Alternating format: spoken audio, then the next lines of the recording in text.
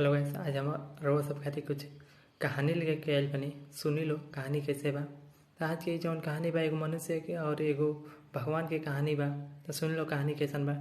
एक दिन मनुष्य के तपस्या से भगवान पसंद होतानी और उनका के अमृत देतानी पिए खातिर। तो वो मना कर देता ना। तो भगवान बड़ा चिंता में पड़ गए कि अरे भाई हम अमृत देतानी तो काहे मना कर देता ना। जौना खातिर आदमी बहुत तपस्या करेला ओकरा बाद हम उनका के दिन ले चाहे ना दिले, इनका के हम खुद देता नहीं। तो भगवान पूछा था नहीं कि बस तुम अमृत क्यों नहीं पी रहे हो।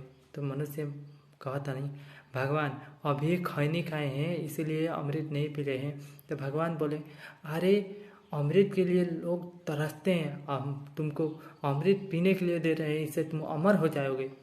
तो मनुष्य कहता नहीं भगवान हम नहीं पी सकते, कहे से कि हम पैसा लगा के खैनी को किने हैं।